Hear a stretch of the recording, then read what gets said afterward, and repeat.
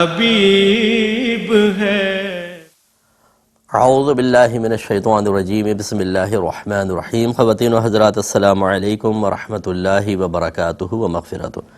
Programme احکام شریعت اور فقہ حنفی سے متعلقہ مسائل کے ساتھ آپ کی خدمت میں ایک دفعہ پھر حاضر ہیں۔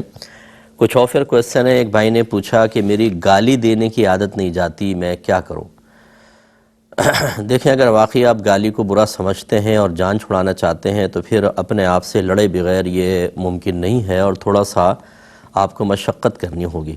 وہ یہ کہ جب بھی آپ کی گالی زبان سے نکلے تو آپ کم از کم 12 مرتبہ درود پاک پڑھیں، اور کبھی ایسی سزا دیں اپنے آپ کو کہ تازہ وضو کر کے 2 رکعت نماز پڑھیں، اور کچھ نہ کچھ صدقہ کریں۔ چاہے آپ 10 روپے ہی صدقہ کریں، ہر گالی کے اوپر 10 روپے صدقہ، یہ عادت بنا لیں آپ۔ انشاءاللہ چند دن ہی گزریں گے، آپ کی عادت بالکل ختم ہو جائے گی۔ گالی دینا کوئی اچھی عادت نہیں ہوتی، انسان کا وقار مومن زائل ہوتا ہے، اور نبی کریم صلی اللہ علیہ وسلم نے وقار مومن کی حفاظت کی بہت زیادہ تلقین فرمائی ہے۔ اسی لیے آپ نے تیز تیز چلنے سے منع فرمایا، اور اسی طرح اگر کوئی مسجد میں ہے تو فرمایا کہ اگر جماعت نکل رہی ہو تو کوئی دوڑ کر اس تک نہ جائے، وقار کے ساتھ جائے، اگر مل جائے ٹھیک، جماعت نکل جائے تو اپنی پڑھ لے۔ تو اس لیے وقار مومن زائل نہیں ہونا چاہیے، اور گالی وغیرہ سے تو بالکل آدمی کا وقار ختم ہو جاتا ہے۔ اس لیے اپنے ساتھ یہ مشقت کریں، لڑیں، تو انشاءاللہ سب بہتر ہو جائے گا۔ ایک کسی نے پوچھا تھا کہ کیا فی زمانہ دین پر چلنا ممکن ہے؟ جی بالکل ممکن ہے، کیونکہ اللہ تبارک و تعالیٰ نے قرآن عظیم میں واضح طور پہ فرمایا، یا ایہا الذین آمنوا ادخلوا فی السلم کافہ، اے اسلام والو، اے ایمان والو، اسلام میں پورے داخل ہو جاؤ۔ یہ قیامت تک کے مسلمانوں سے خطاب ہے۔ اب اگر قیامت تک دین پر چلنا ممکن نہ ہوتا، دین میں مکمل داخل ہونا ممکن نہ ہوتا، تو اللہ تعالیٰ کبھی اس چیز کا مکلف نہ بناتا، کیونکہ لا یکلف اللہ نفسا الا وسعہا، اللہ تعالیٰ کسی جان کو اس کی ہمت سے زیادہ آزمائش میں مبتلا کرتا ہی نہیں۔ لیکن میری آپ سے گزارش ہے کہ دین کیا ہے یہ صحیح طرح سیکھیں آپ۔ جب آپ مختلف لوگوں کے بیان سن کر ان سے سمجھنا شروع کرتے ہیں کہ دین کیا ہے، تو ہر ایک اپنی اپنی بولی بول رہا ہوتا ہے، اور بڑی معذرت کے ساتھ ہر ایک کو یہ شعور حاصل نہیں ہے کہ دین کیا ہوتا ہے، تو لہٰذا ہر ایک مختلف چیزوں کو دین بنا کر پیش کر رہا ہوتا ہے۔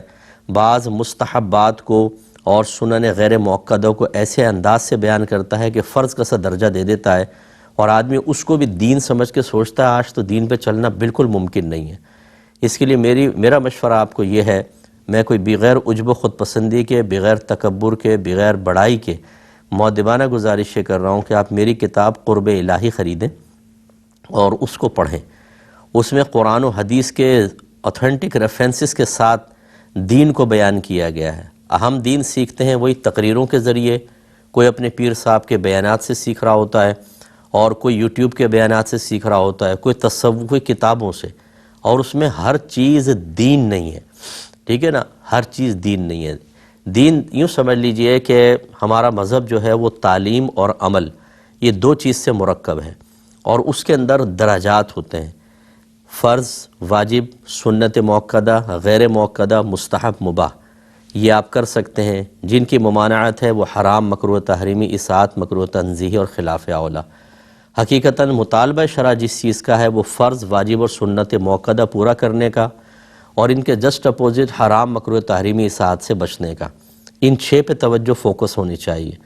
اور خود ہمارے گھر میں جو تربیتیں ہو رہی ہوتی ہیں، گھر میں ہمیں خود نہیں پتہ ہوتا کہ ہم فرض کی تلقین کر رہے ہیں یا مستحب کی تلقین کر رہے ہیں، ہم جس سے روک رہے ہیں وہ حرام ہے یا مکروہ تنزیہی ہے۔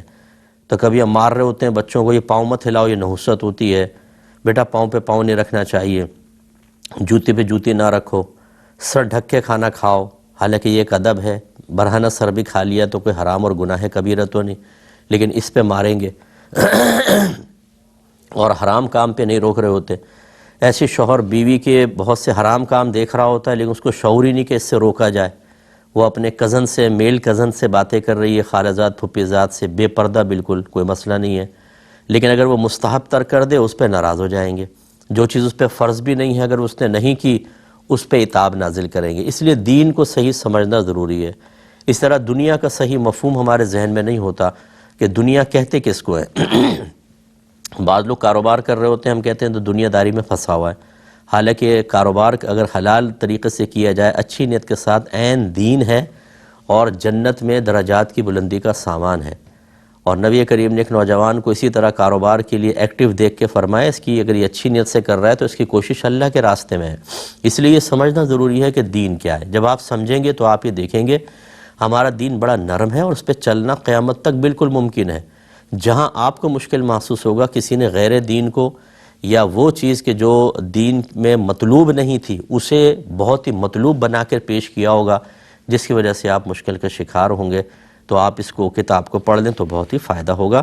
لیکن پاسبل ہے مرد کے لیے بھی عورت کے لیے بھی، اسی فی زمانہ اس پرفتن دور میں رہتے ہوئے۔ ایک بھائی نے پوچھا کہ کیا پانی بغیر ابالے استعمال کرنا گناہ ہے؟ کیونکہ سنا ہے کہ پانی ویسے پیتے ہیں تو مضر صحت ہے۔ دیکھیں، اگر تو پانی اتنا گندا اور غلیظ آ رہا ہے اور ڈاکٹر نے لازم قرار دیا ہے کہ اگر آپ اس کو ابالے بغیر پئیں گے تو آپ بیمار پڑ جائیں گے، تو یہ تو پھر اس آیت کے تحت آئے گا، وَلَا تُلْقُوا بِأَيْدِيكُمْ إِلَى التَّهْلُكَةِ، اپنے آپ کو ہلاکت میں مبتلا نہ کرو۔ لیکن اس کے لیے شرط یہ ہے کہ آپ کے پاس وہ وسائل ہوں جس کے ذریعے پانی ابال سکیں۔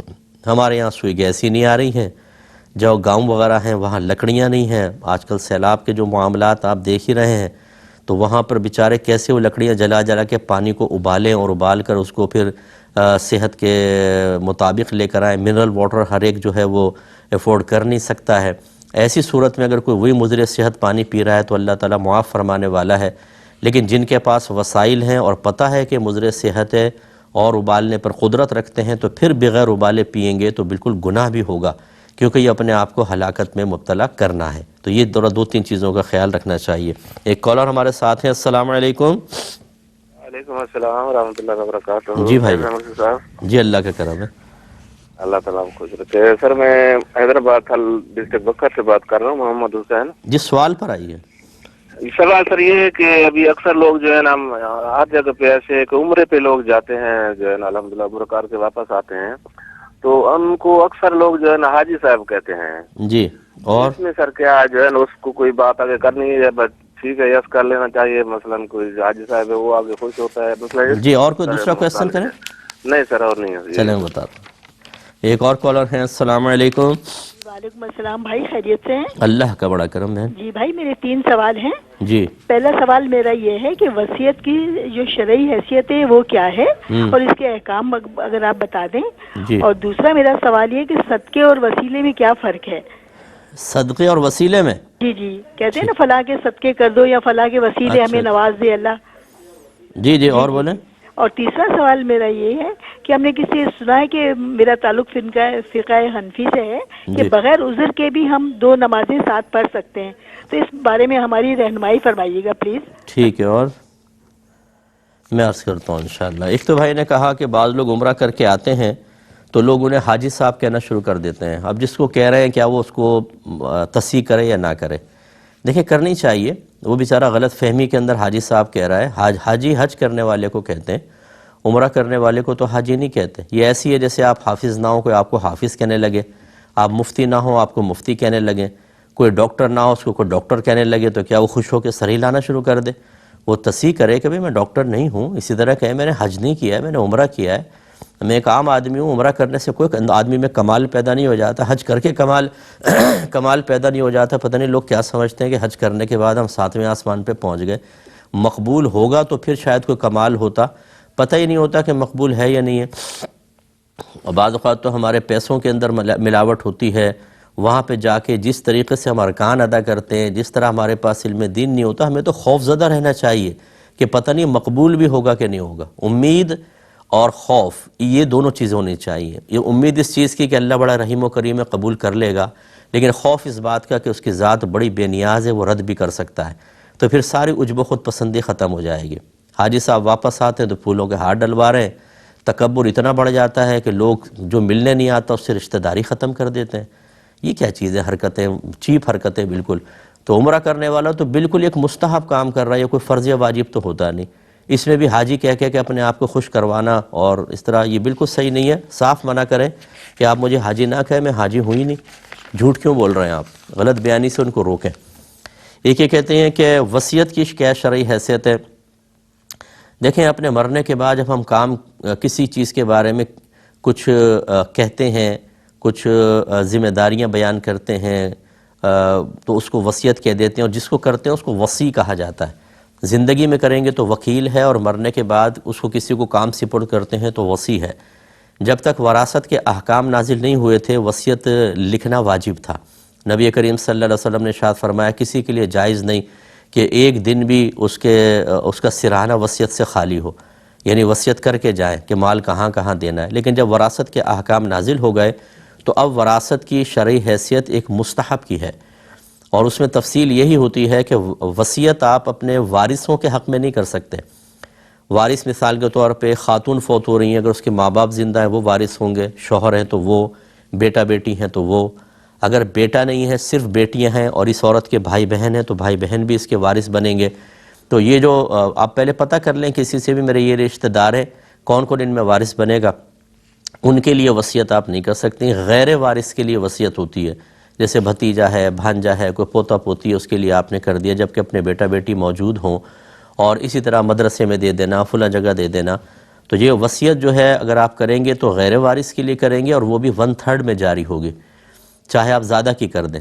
مثلا 3 لاکھ چھوڑ کے مرے اور آپ نے کہا کہ میرے اس 3 لاکھ میں سے 2 لاکھ مسجد میں دے دینا، تو نہیں، 1 لاکھ دیا جائے گا، 1/3 میں جاری ہوگی، اور باقی 2 لاکھ وارثوں کا حق بنے گا۔ ہاں اگر آپ نے کم کی وصیت کی ہے تو ٹھیک ہے، جیسے آپ نے کہا 50,000 تو 50,000 وصیت میں لگیں گے، 2.5 لاکھ جو ہے وہ رشتہ داروں میں تقسیم ہوں گے، تو یہ 1/3 میں وصیت جاری ہوتی ہے۔ اور باہر کے ملکوں میں ایسا ہوتا ہے اگر آپ وصیت نہیں کریں گے تو آپ کا مال کچھ گورنمنٹ لے لیتی ہے، وہاں پر وصیت تو آپ کر سکتے ہیں لیکن وہی وارثوں کے حق میں بھی آپ کر لیں، لیکن ہمارا مشورہ یہ ہے کہ پہلے آپ اس پہ ایک فتویٰ لے لیں کہ بھئی میرے یہ وارث ہیں، شرعی لحاظ سے کیسے تقسیم ہوگا، وہ کر کے اس کے مطابق ہے تو وصیت کر دیں۔ بہت بیسٹ ہے کہ میں مروں تو میرے بیٹے کو اتنا، بیٹی کو اتنا، پھر تو بالکل ہی مسئلے ختم۔ لیکن اگر کوئی اور پیچیدگیاں ہیں تو آپ شرعی مسئلہ لے کر وہ بچوں کو دے دیں کہ اس کے مطابق تقسیم کرنا، اور ایک ول ویسی لکھوا دیں جو صرف قانونی کارروائی پوری کرنے کے لیے ہو۔ تو اس لیے اچھی طرح دیکھیں کہ وارثوں کے حق میں وصیت نہیں ہوتی۔ لیکن اس میں آخری بس مسئلہ یہ ہے اگر آپ نے کر بھی دی ہے اور دیگر ورثاء راضی ہو جاتے ہیں تو پھر وہ وصیت نافذ بھی ہو سکتی ہے، لیکن اگر وارث کوئی راضی نہیں ہوتے ہیں تو پھر یہ وصیت جاری نہیں ہوگی۔ اب ہوتا یہ ہے کہ غلط قسم کی وارثوں کے حق میں وصیت کر کے کسی کو کچھ زیادہ دے دیا، کم دے دیا، اب وہ مروت کے اندر بچے جو ہوتے ہیں کہ جی مرحوم کو تکلیف نہ ہو، اس ناانصافیوں کو قبول کر رہے ہوتے ہیں۔ اس لیے ہمارا مشورہ یہ ہے کہ آپ اپنے سمجھداری استعمال نہ کریں، ہو سکتا ہے آخرت کا وبال ہو جائے۔ وارثوں کے لیے شریعت نے خود حصے مقرر کر دیے، اس کے مطابق تقسیم کریں۔ کالر ہمارے ساتھ ہیں، السلام علیکم۔ السلام علیکم۔ جی وعلیکم السلام۔ جی فرمائیں۔ اس بار میرا مسئلہ یہ ہے کہ ایک لڑکی والدین کی مرضی کے بغیر شرعی نکاح کر لیتی ہے، اور اس کی ویڈیو بھی موجود ہو، ٹھیک ہے، اور گواہ بھی موجود ہو، گواہ بھی زندہ ہو، اس کی ویڈیو ریکارڈنگ ویڈیو بنی ہوئی ہو، اور اس کے بعد وہ لڑکی اور نکاح کر لیتی ہے۔ اس میں شرعی مسائل کیا ہے؟ ہم والدین جو ہے وہ کیا کر سکتے ہیں؟ اس میں ہمیں کیا کرنا چاہیے؟ وہ لڑکی پھر ماں باپ کے دباؤ میں آ کے کر لیتی ہے؟ نہیں، ماں باپ کی اجازت کے بغیر ایک نکاح کرتی ہے وہ شرعی، تو کر لیا نا، اب دوسرا نکاح کس وجہ سے کیا ہے؟ دوسرا بھی وہ بھاگ کر کرتی ہے، ماں باپ کی مرضی کے بغیر وہ بھی کرتی ہے۔ اچھا جی، میں بتاتا ہوں انشاءاللہ۔ ایک اور کالر ہیں، السلام علیکم۔ ایک مختصر سا بریک لیں گے، ہمیں یقین ہے آپ ہمارے ساتھ ہی رہیں۔ بسم اللہ الرحمن الرحیم۔ ایک بہن نے پوچھا کہ صدقے اور وسیلے میں کیا فرق ہے؟ جیسے ہم کہتے ہیں اس کے صدقے میں اللہ یہ کر دے، اس کے وسیلے۔ یہاں جو صدقے کا لفظ ہے وہ وسیلے کے معنی میں ہی ہوتا ہے، اور یہ ہم معنی استعمال ہوتے ہیں کہ اللہ تعالیٰ فلاں کے صدقے میں، فلاں کے وسیلے سے میرا یہ کام کر دے، تو اس میں باہم کوئی فرق نہیں ہوتا۔ اس معنی میں جب استعمال ہوتا ہے اور صحیح اور جائز چیز کا وسیلہ پیش کیا جا سکتا ہے۔ خود ہمارے نبی کریم صلی اللہ علیہ وسلم نے مساکین کے وسیلے سے دعا فرمائی ہے ان کی حوصلہ افزائی کے لیے، تو یہ کر سکتے ہیں۔ ایک یہ کہتی ہیں کہ بغیر، میں فقہ حنفی سے تعلق رکھتی ہوں، تو کیا بغیر عذر کے 2 نمازیں ایک ساتھ پڑھی جا سکتی ہیں، ان کو جمع کیا جا سکتا ہے کہ نہیں؟ دیکھیں 2 جمع صلاتین جو ہیں یہ اس کی 2 صورتیں ہوتی ہیں، ایک حقیقی اور ایک صوری۔ حقیقی کا مطلب تو یہ ہے کہ ایک ہی وقت میں 2 نمازوں کو جمع کرنا، یہ فقہ حنفی میں اس کی کوئی گنجائش نہیں ہے کہ مثلا آپ اگر مغرب کا وقت ہے، آپ نے عشاء میں سفر کرنا ہے تو عشاء کی نماز مغرب کے وقت میں ادا کر لیں، اس کا کوئی تصور مذہب اسلام میں نہیں ہے۔ یہ کیسے ہو سکتا ہے؟ نمازوں کے اوقات مخصوص ہیں، حضرت جبریل امین نے 5 ٹائم آ کر نبی کریم صلی اللہ علیہ وسلم کو تمام نمازوں کے اوقات باقاعدہ تعلیم فرمائے اللہ تعالیٰ کے حکم سے۔ اب وہ کیسے آپ اس کے اندر وقت تبدیل کر سکتے ہیں؟ صرف مزدلفہ میں نبی کریم صلی اللہ علیہ وسلم نے مغرب اور عشاء کو جمع فرمایا ہے، تو اور وہ بھی عشاء کے وقت کے اندر، وہ ٹھیک ہے۔ اسی طرح اگر میدان عرفات میں حاکم اسلام موجود ہو تو ظہر اور عصر کو ملا کے پڑھ سکتا ہے، وہ بھی ہمارے نبی کریم صلی اللہ علیہ وسلم سے ثابت ہیں، ورنہ اس کے علاوہ نہیں۔ باقی جمع سوری ہو سکتی ہے۔ جمع سوری کا مطلب یہ ہے کہ مثلا ظہر کو بالکل آپ آخری وقت میں پڑھیں لیکن ظہر کے وقت میں، اس کے بعد جیسے عصر کا وقت شروع فوراً آپ عصر کی نماز پڑھ لیں۔ یہ بظاہر دونوں نمازیں جمع نظر آ رہی ہیں لیکن یہ صورتاً جمع ہیں، حقیقتاً جمع نہیں، دونوں اپنے اپنے وقت میں ہیں لیکن جمع سوری۔ تو فقہ حنفی سے تعلق رکھنے والے ہرگز ایک ہی وقت میں 2 نمازوں کو جمع نہ کریں، چاہے کوئی شرعی عذر ہو۔ اگر ایسا ہو تو پھر ساری نمازیں کیوں نہیں جمع کر لیتے؟ کر لیں پھر 2 ایسی سردی ہے تو پھر مغرب میں عشاء پڑھ کے سو جاؤ اور عشاء کے ساتھ فجر کو جمع کر لو تاکہ فجر میں نہ اٹھنا پڑے۔ یہ تو کھیل بن جائے گا، سب اپنا کھیل بنا لیں گے دین کو، اس طریقے سے نہیں ہوتا۔ تو آپ جمع سوری تو کر سکتی ہیں لیکن جمع حقیقی کی طرف نہ آئیے۔ یہ کہتی ہیں ایک لڑکی نے شرعی نکاح کیا، یعنی 2 گواہوں کی موجودگی میں والدین کی اجازت کے بغیر، ویڈیو بھی بنی ہوئی ہے، کیا حکم شرع ہوگا؟ اور پھر اس نے بھاگ کر دوسری جگہ شادی کر لی اس کو چھوڑ کر، اس کا کیا حکم ہوگا؟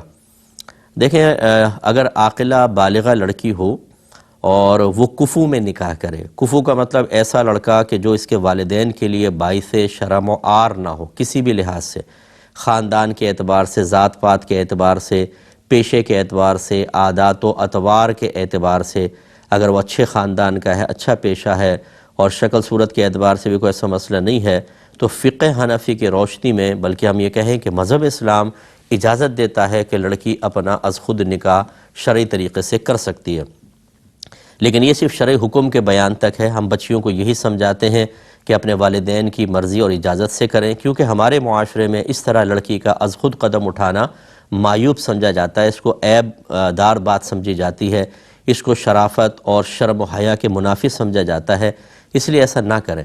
لیکن اگر کوئی بچی کرتی ہے تو بہرحال اس نکاح کو ویلڈ مانا جائے گا اگر وہ کفو میں کرے گی، اور اگر غیر کفو میں کیا ہے، چرسی موالی سے نکاح کر لیا، آوارگرد لڑکے سے نکاح کر لیا جو خاندان کے لیے باعث شرم و عار ہے، تو فقہ حنفی کے مفتبی قول کے مطابق پھر یہ نکاح ہوگا ہی نہیں، ٹھیک ہے نا؟ پھر چاہے ایجاب و قبول ہو جائے، چاہے 2 گواہوں کی موجودگی میں، غیر کفو میں لڑکی اپنا نکاح نہیں کر سکتی ہے۔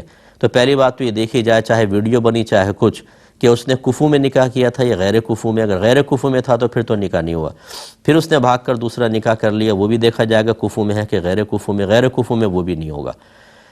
تو یہ اس کا حکم شرع ہے۔ اور اگر پہلا ہی نکاح اس کا پہلے نکاح کفو کے اندر تھا تو بہرحال ہو گیا، چاہے ویڈیو بنتی نہ بنتی۔ اب اس نے دوسرا نکاح کیا تو نکاح کے اوپر نکاح نہیں ہو سکتا ہے، یاد رکھیں، کیونکہ نکاح پہ اگر نکاح ہوگا تو کسی کی منکوحہ ہے اور اس حالت میں کسی اور سے نکاح ہو ہی نہیں سکتا۔ جب نہیں ہوگا تو لازم سی بات ہے کہ وہ گناہگار ہوگی۔ تو خلاصہ کلام یہ ہے کہ اس طرح کے جو معاملات ہوتے ہیں اس میں والدین کو سمجھداری کے ساتھ مظاہرہ کرتے ہوئے، اگر لڑکی اب ایسا کوئی بڑا قدم اٹھانے کے لیے تیار ہے، پہلی بات تو یہ کہ تربیت اچھی ہونی چاہیے، دین کے قریب بچوں کو لانا چاہیے۔ پہلے نہ ہم کسی چیز سے روکتے ٹوکتے ہیں، نہ ہم دین کے قریب لاتے ہیں۔ جب بچے اس طرح کے عملی قدم اٹھاتے ہیں تو پورا دین ہمیں یاد آ جاتا ہے، پھر ہر چیز کو دین کو ڈھال بنا کے انہیں روکنے کی کوشش کرتے ہیں۔ پھر بچے بھی کہتے ہیں کہ پہلے یہ دین کہاں تھا جو آپ ابھی بوقت ضرورت اپنے لیے استعمال کر رہے ہیں، پھر وہ باز نہیں آتے۔ تو اس لیے پہلے سے ہی بچوں کی تربیت کریں، اور اگر آپ نے تربیت کی تھی نہیں مانے یا بہرحال عدم تربیت کی بنا پر ایسا ہو گیا تو پھر جہاں وہ کہہ رہے ہیں ان کی از خود آپ شادی کر دیں، پھر وہ خود اپنے انجام ویسے وہ تو کرنے کے لیے تیار ہیں گھر سے بھاگ کے، تو اچھا ہے چلیں آپ اس کو عزت سے رخصت کر دیں، پھر وہ جانے اس کا کام جانے۔ لیکن ہمارے ہاں کشمکش چلتی رہتی ہے، یہ والدین کہتے ہیں ہم سرنڈر نہیں کریں گے اور لڑکی کہتی ہے وہ پھر اس طرح کے قدم اٹھاتی ہے، پورے معاشرے میں ایک تماشا بن جاتا ہے اور والدین کے سر شرم سے جھکتے ہیں۔ پھر بہت سے لوگ بہکاتے ہیں کہ تمہاری عزت کا معاملہ ہو گیا، اب قتل کرو، غیرت کے نام پہ قتل کرو تبھی تمہاری عزت بنے گی، ورنہ پورے خاندان میں تھو تو ہوتی رہے گی۔ پھر وہ اپنے نمبر بنانے کے لیے اور خاندان کے ان فاسق اور فاجر اور بیوقوف لوگوں کو مطمئن کرنے کے لیے وہ قتل کا اقدام کرتے ہیں، اپنی آخرت بھی برباد کرتے ہیں اور دنیا بھی برباد کرتے ہیں۔ اب اگر خاندان والوں نے آپ کو بہادر اور ہیرو اور سلطان راہی کہہ بھی دیا، کون سا تمغہ مل گیا مجھے یہ بتائیے آپ کو؟ آخرت کے اندر کون سا آپ کو انعام مل جائے گا؟ تو یہ غلط طریقے ہوتے ہیں، اس طرح کے جاہل خاندان والے ابھارتے ہیں لوگوں کو اور وہ قتل کروا دیتے ہیں اور سکون سے بیٹھ جائیں گے۔ خود اپنے گھروں میں کیا ہو رہا ہے جا کر ذرا دیکھیں تو صحیح، اپنے گھروں کے اندر بھی سارے کام ہو رہے ہوتے ہیں لیکن وہ دوسرے کو اکساتے ہیں۔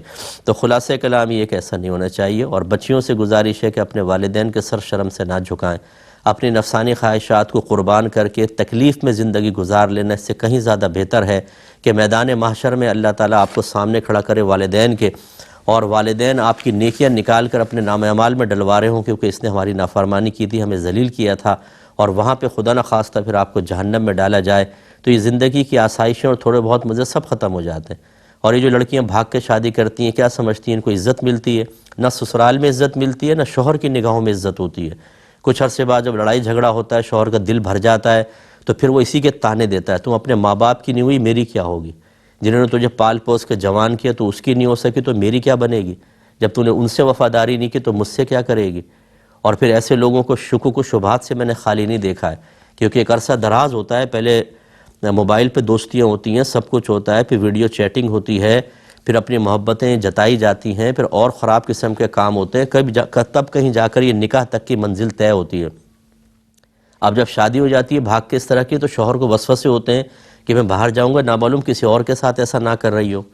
یہ اس طرح کی زندگی اتنی خراب ہم نے دیکھی ہیں، میرے پاس تو کیسز آتے ہیں نا، سینکڑوں کیسز میرے موبائل میں بھرے پڑے اس طرح کے کیسز، آپ دیکھیں تو پھر یہ سمجھنا ایک نارمل لائف گزار لے گی لڑکی، کبھی بھی نہیں ہو سکتا۔ جتنی بچیاں ہمیں سن رہی ہے، خدا را یہ غلط قسم کے قدم اٹھا کر اپنے لیے آسائش اور سکون کی زندگی تلاش کرنے کے برے خواب دیکھنا چھوڑ دیں، ان کی تعبیرات کبھی اچھی نہیں ہوتی۔ اپنے ماں باپ کی عزت کریں، احترام کریں، اور ایک لمحے کے لیے آپ کو ناپسند آ رہا ہے نا، کوئی بات نہیں، اپنے ماں باپ کا کہنا مان لیجئے، اور اللہ تعالیٰ سب بہتر کرے گا۔ ان رشتوں میں برکت اللہ تعالیٰ رکھتا ہے، اس طرف آپ مائل ہوں۔ یہ جو آوارہ گرد قسم کی لڑکیاں بعض اوقات کر رہی ہوتی ہیں، جیسے اب یہ بچی دیکھیں، ایک سے کیا اور پھر خود ہی بھاگ کے دوسرے سے کر لیا، یعنی اب اس کی کوئی زندگی ہے؟ آپ بتائیں اس کی کوئی عزت اور ویلیو ہوگی؟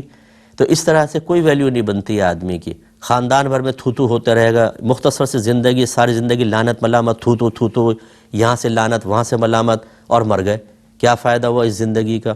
اس لیے پرسکون زندگی کی تلاش کے لیے اپنے ماں باپ کا ادب احترام کرتے ہوئے شرعی طریقے سے سارے معاملات کریں۔ یہ کہتے ہیں کہ کسی بھائی نے یہ کویسچن کیا تھا کہ منگنی ہو رہی ہے، اگر عورت کے رشتہ داروں کو کچھ جوڑے وغیرہ زکوٰۃ کے پیسوں سے دیے جائیں، نیت زکوٰۃ کی ہو لیکن تحفہ کہہ کر دے دیں، تو کیا یہ شرعاً جائز ہوگا؟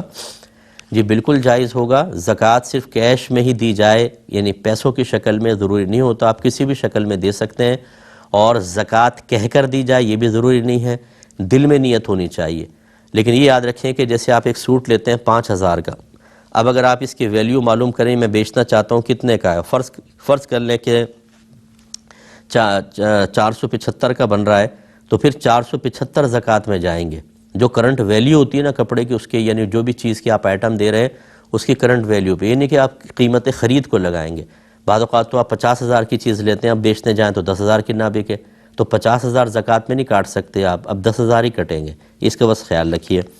یہ کہتے ہیں کہ یہ فٹ بال کورٹ کا بزنس کرنا کیسا ہے؟ اس میں کرتے یہ کہ کرائے کی کوئی چھت لے لیتے ہیں اور اس میں مصنوعی گھاس بچاتے ہیں، لائٹنگ وغیرہ لگائی جاتی ہے، اور ایک پورا گراؤنڈ سے تیار کر لیا جاتا ہے، پھر مختلف ٹیموں کو آفر کرتے ہیں اور فی گھنٹہ کرائے پر وہ چھت دی جاتی ہے۔ اس طرح کا یہ بزنس کرنا کیا شرعی حیثیت رکھتا ہے؟ دیکھیں ہے تو جائز، بشرطے کہ لوگ اس سے ڈسٹرب نہ ہوتے ہوں، کیونکہ جب اس طرح کے میچز ہوتے ہیں، ہلڑ بازی ہوتی ہیں، شور شرابہ ہوتا ہے، آپ نے اکثر جب لائٹنگ کا ذکر کر رہے ہیں نائٹ میں کریں گے، اس میں اہل محلہ پریشان ہوں گے۔ اگر اس طرح ہے ان کی پریشانی کا، تو ایسا کوئی بھی بزنس جائز نہیں ہوتا کہ جس میں لوگوں کو تکلیف اور آزمائش ہو۔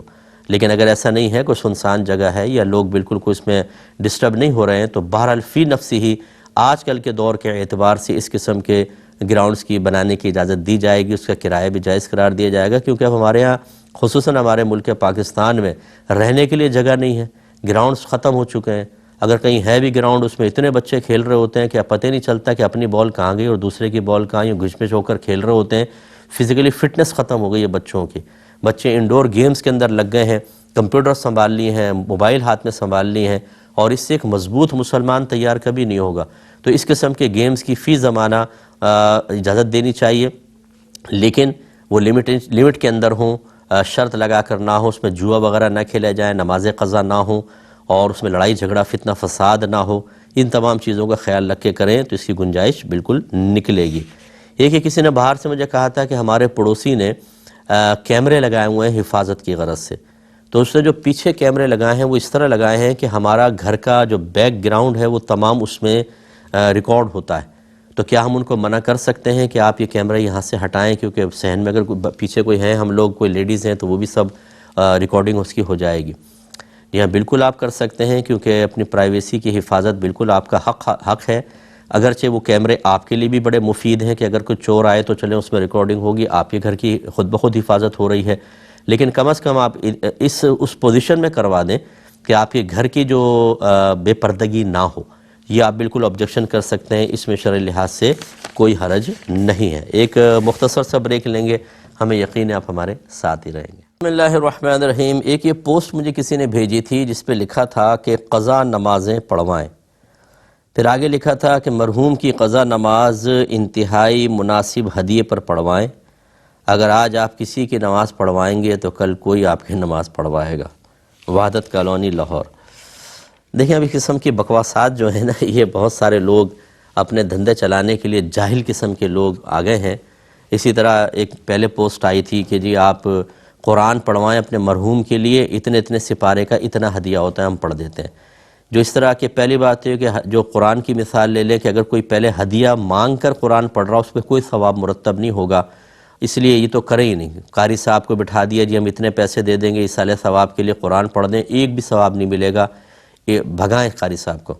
اور دوسرا یہ جو جہالت ہے، یہ یاد رکھیں کہ بدنی عبادت، خالصتاً بدنی عبادت، خالصتاً بدنی عبادت کا مطلب یہ ہے کہ جس میں مال کے خرچ کا کوئی عمل دخل نہ ہو، جیسے نماز ہے، روزہ ہے. یہ ایک دوسرے کی طرف سے ادا کر ہی نہیں سکتا ہے. یہ یا تو خود ہی آپ کے اگر نماز قضا ہوگی تو آپ کو کرنی ہوگی، اور اگر آپ ادا نہیں کر سکے تو وصیت کر کے جائیں کہ میرے مال سے فدیہ ادا کر دیں. ایک نماز کے بدلے میں صدقہ فطر کی مقدار فدیہ دینا ہوتا ہے. اس طرح کچھ بھی نہیں ہوتا. تو یہ بیوقوف بنانے کے لیے اس طرح کر دیتے ہیں. اور ہمارے بہت سارے مسلمان بھائی بہن جن کو دین کے بیسکس معلوم نہیں ہوتی، انہوں نے دے بھی دیے ہوں گے ہدیہ بھی ہماری نماز پڑھ دینا، اور یہ نماز پڑھیں گے؟ یہ بالکل نہیں پڑھیں گے. پیسے لے لیں گے اور غائب ہو جائیں گے. اس لیے اس قسم کی کسی چیز پہ بھروسہ نہ کریں. یہ کسی نے کہا کہ میں نے قسم کھائی تھی کہ فلاں کام نہ کروں گا، پھر میں نے وہ کام کر کے قسم توڑ دی. اب میں بار بار وہ کام اگر کرتا ہوں تو کیا مجھے ہر بار قسم کا کفارہ ادا کرنا ہوگا؟ دیکھیں، ایک تو یہ ہے کہ کسی نے اگر اس میں دوام اور استمرار کے لفظ کہے تھے کہ میں جب بھی یہ کام کروں، خدا کی قسم میں کبھی یہ کام نہیں کروں گا، جب بھی کروں مجھ پہ کفارہ لازم ہو، تو جب وہ قسم توڑے گا پھر تو کفارہ لازم ہوتا رہے گا. لیکن اگر اس نے جب بھی دوام یا استمرار کے لفظ نہیں کہے تھے، بس یہ کہا تھا میں فلاں سے، خدائی قسم فلاں سے بات نہیں کروں گا، بس اتنا جیسے کہا، اب اگر وہ بات کر لیتا ہے قسم ٹوٹ جائے گی. جب قسم ٹوٹتی ہے تو اب وہ چیز گویا کہ ختم ہو گئی، اب وہ بات کر سکتا ہے، تو لہٰذا پھر دوبارہ کسی کفارے کی ضرورت نہیں رہتی. یہ کہتے ہیں کسی نے بہت ساری قرآن پاک کے ترجمے کی ویڈیوز ڈاؤن لوڈ کر کے وہ شیئر کر دیں بہت سارے لوگوں کے درمیان. اب یہ نہیں معلوم کہ ان میں سے کون سا ترجمہ قرآن صحیح تھا اور کون سا غلط تھا، کیا حکم شرع ہوگا؟ دیکھیں، جب دین کی خدمت کا جذبہ بیدار ہو، ہمیشہ مکمل رہنمائی حاصل کریں، اس کے بعد کریں. کیونکہ ہر طرح کی چیزیں آپ کو انٹرنیٹ پر ملیں گی. بعض بہت اچھی ہوتی ہیں، بالکل صحیح ہوتی ہیں، اور بعض بہت ہی خراب قسم کی ہوتی ہیں. ہر شخص آج انٹرنیٹ پہ بیٹھا ہوا علماء کو چیلنج کر رہا ہوتا ہے، اور انتہائی تحقیری لفظ کے ساتھ مولوی کہہ رہا ہوتا ہے. مولوی یہ کہتے ہیں، مولوی یہ کہتے ہیں. اس کو اتنی شرم نہیں آتی کہ آپ، ویسے تو مولوی لفظ کو فی لفظی برا لفظ نہیں ہے، لیکن ہمارے ہاں اس کو تھوڑا سا کم درجے کا سمجھا جاتا ہے. مولوی آ گیا، ملا آ گیا. ان الفاظ کو صحیح طریقے سے مطلب جب ہم کسی کی تحقیر بیان کرنا چاہتے ہیں تو اس میں بھی یوز کیا جاتا ہے. اور خود کچھ بھی نہیں ہوتے، نہ داڑھی ہے نہ کچھ ہے، پینٹ شرٹ پہن کر آ کر بیٹھ کر بڑے بڑے بھاشن دے رہے ہیں، اور اتنی غلطیاں اتنا غلط قسم کا لیکچر، اور سامنے بیٹھے ہوئے ینگسٹر بیچارہ ان کو پتہ ہی نہیں ہوتا کہ بیچارہ بول کیا رہا ہے. وہ بھی مطلب یہ کہ اپنی ہدایت کے لیے کسی داڑھی والے امامے والے کو منتخب نہیں کرنا چاہتے. وہ کہتے ہیں ہمیں بھی کوئی اسکالر اپ ٹو ڈیٹ قسم کا چاہیے، چاہے ہمیں گمراہ کر کے جہنم تک پہنچا دے. انتہائی واہیات قسم کی گفتگو جو ہم جیسا آدمی سنتا ہے تو کانوں کو ہاتھ لگاتا ہے کہ یہ بیچارہ پتہ نہیں ویورشپ بنانے کے چکر میں، فالوئنگ کے چکر میں خود بھی اپنی آخرت برباد کر رہا ہے، لوگوں کو برباد کر رہا ہے. میدان محشر میں یہ کس قدر ذلیل ہونے والا ہے اس بیچارے کو پتہ ہی نہیں، اور دے رہے ہیں بھاشن. تو ایسے آپ کسی کو بھی سن کے تھوڑا سے آپ متاثر ہوئے، لیکن آپ کو یہ نہیں پتا کہ یہ صحیح کہہ رہا ہے، غلط کہہ رہا ہے، حق کہہ رہا ہے یا باطل کہہ رہا ہے، فاسد بات ہے یا صحیح بات ہے، گمراہی کی بات ہے، ہدایت کی بات ہے، اور آپ فوراً آگے اس کو فارورڈ کرنا شروع کر دیں. یہ آپ کے لیے تباہی ہو سکتی ہے اور بہت بڑا گناہ جاریہ ہو سکتا ہے. ہر ترجمہ قرآن اچھا نہیں ہوتا ہے، ہر ترجمہ قرآن صحیح نہیں کیا گیا ہوتا، ہر تفسیر صحیح نہیں کیا گیا ہوتی. میں نام لے کے کہنا نہیں چاہتا ہوں کسی کی دل آزاری اور پھر مسائل پیدا ہوتے ہیں، ورنہ بہت ساری تفاسیر جو بڑی سہل آپ کو محسوس ہوں لیکن بالکل خلاف شرع لکھی ہوئی ہیں، اور وہ اسکول، کالجز، یونیورسٹیز میں پڑھی جا رہی ہیں، بچے پڑھتے ہیں ان کو، اور ان میں غلط قسم کی باتیں ہوتی ہیں. تو خلاصہ کلام یہ ہے کہ جن عالم دین، صحیح عالم دین کو، مستند عالم دین کو آپ سمجھتی ہیں کہ یہ اوتھنٹک ہیں، آپ ان سے مشورہ ضرور کریں. اس کے بعد کوئی عملی قدم اٹھائیں، ایسی کسی چیز کو لے کے فارورڈ آگے نہ کریں، ورنہ آپ کے لیے گناہ جاریہ بھی ہو سکتا ہے. ایک یہ کہتے ہیں کہ یہ بعض ویب سائٹس ایسی ہوتی ہیں جو فوٹو اسٹاک ویب سائٹس ہوتی ہیں، ان کا کام یہ ہوتا ہے، وہ کہتے ہیں کہ آپ کوئی بھی فوٹو یہاں پر اپلوڈ کریں، پھر آگے اس کو کوئی ڈاؤن لوڈ کرے گا یا اس ویب سائٹ سے اس کو پرچیز کرے گا، جب کرے گا آپ کو پیسہ دے گی وہ ویب سائٹ. تو اب یہ پوچھتے یہ ہے کہ ہم کیا بغیر اجازت کسی کی کھیت یا کسی کی بلڈنگ یا کسی کے مکان کی پک کھینچ کے وہاں پہ اپلوڈ کر کے پیسہ کمائیں؟ تو اس میں کوئی شرعی طور پہ قباحت تو نہیں ہے؟ دیکھیں، اس میں سب سے بڑی چیز یہ ہوتی ہے کہ آپ کوئی اللیگل کام نہ کریں. جیسے کسی خاتون کی فوٹو آپ نے لے لی، کسی انسان کی لے لی اور اس سے آپ پیسہ کما رہے ہیں، یہ شرعاً جائز نہیں ہوتا ہے. مثلا کسی کے خوبصورت بچے کو لے کے آپ نے وہاں پہ ڈال دیا اس کی پکچر، اور آپ کر رہے ہیں، یہ اللیگل ہو سکتا ہے. اگر وہ کیس کرے تو آپ پر کیس بنے گا.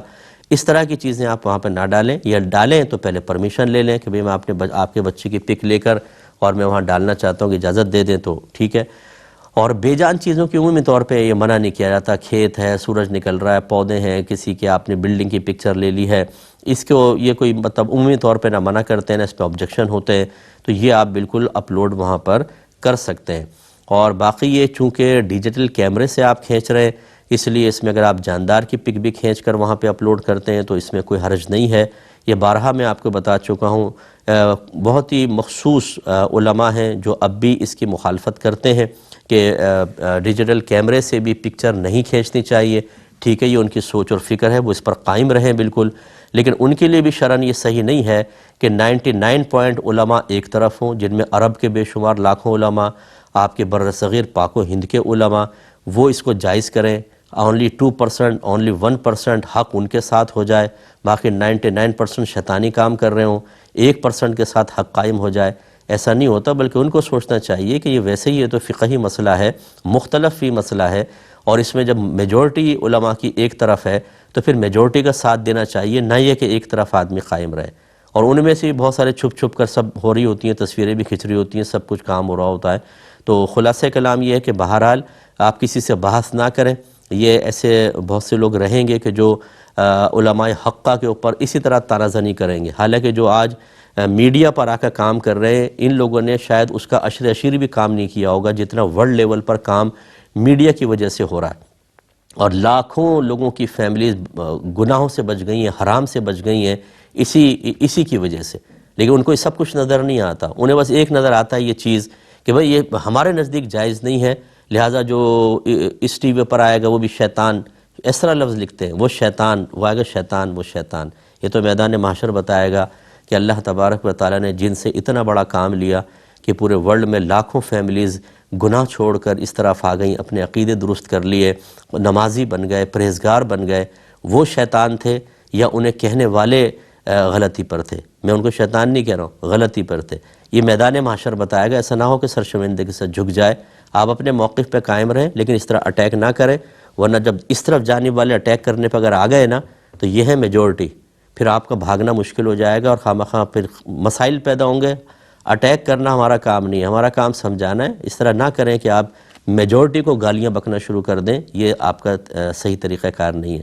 تو خلاصہ کلام یہ کہ بالکل آپ اپلوڈ کر سکتے ہیں، اس میں کوئی حرج نہیں ہے۔ ایک یہ کہتے ہیں کہ کیا سفر کے دوران اگر پانی میسر نہ ہو تو انگوٹھی میں جو نگینہ لگا ہوتا ہے، پتھر ہوتا ہے، اس سے تیمم کر سکتے ہیں کہ نہیں؟ تو جی بالکل کر سکتے ہیں، کیونکہ امام اعظم ابو حنیفہ رضی اللہ تعالی عنہ کے نزدیک پتھر سے تیمم کرنے میں اس پر گرد و غبار کا ہونا لازم نہیں ہے۔